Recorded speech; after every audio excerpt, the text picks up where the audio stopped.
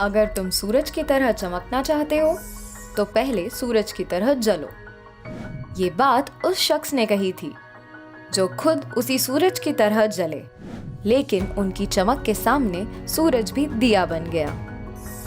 हम बात कर रहे हैं इंडिया के missile man doctor Abdul Kalam की।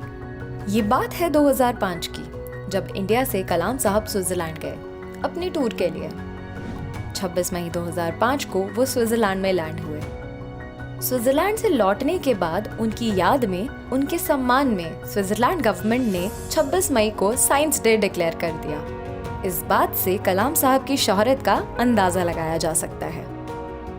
कलाम साहब का जन्म तमिलनाडु के रामेश्वर शहर के एक छोटे से गांव धानुषकोडी में एक बहुत ही गरीब परिवार में हुआ।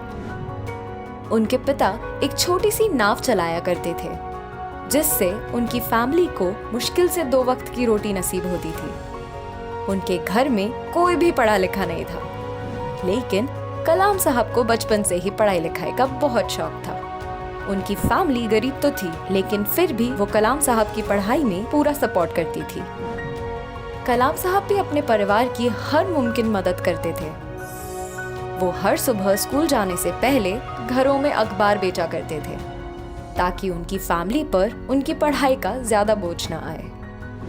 बचपन से ही वो इंडियन फोर्सेस में पायलट बनना चाहते थे, इसलिए अपनी स्कूलिंग खत्म होने के बाद मद्रास स्कूल ऑफ टेक्नोलॉजी के तहत एरोस्पेस इंजीनियरिंग में एडमिशन लिया। कॉलेज खत्म होने के बाद जब कलाम ने इंडियन फाइटर पायलट की पोस्ट के लिए अप्लाई किया, तो उस वक्त सिर्फ 8 ही वैकेंसीज ओपन थी, लेकिन बदकिस्मती से उनका नंबर 9 आया और वो पायलट नहीं बन पाए। इसके बाद उन्होंने DRDO यानी defence research and development organisation join किया, जहां वो छोटे होवरक्राफ्ट्स डिजाइन किया करते थे। तभी उनकी मुलाकात इसरो के फाउंडर विक्रम साराभाई जी से हुई। उन्हें कलाम साहब की मेहनत और हर वक्त कुछ नया सीखने की चाहत बहुत पसंद आई, जिसके बाद कलाम साहब को DRDO से इसरो में ट्रांसफर कर दिया गया। इसरो में कलाम साहब इंडिया के सबसे पहले successful satellite launch SLV-3 Rohini के प्रोजेक्ट डायरेक्टर थे। उसके बाद उन्होंने कई प्रोजेक्ट्स इनिशिएट किए। 80 के दशक में पृथ्वी मिसाइल सक्सेसफुली लॉन्च करने के बाद उन्हें नासा से जॉब ऑफर आया, लेकिन कलाम साहब ने खुद की तरक्की के ऊपर देश की तरक्की को चुना। पृथ्वी मिसाइल के सक्सेसफुल लॉन्च के बाद इंडियन कैबिनेट के तहत रिसर्च के लिए 3.88 बिलियन रुपीस के फंड को अलॉट कर दिया, जिसके बाद कलाम साहब ने अपनी पूरी टीम के साथ मिलकर अग्नि, त्रिशूल, आकाश, नाग जैसे कई बड़े मिसाइल्स लॉन्च किए। कलाम साहब की लीडरशिप में इंडिया को सबसे बड़ी कामयाबी तब मिली जब 1998 में कलाम साहब और उनकी टीम ने secretly 3 underground nuclear bomb test किए।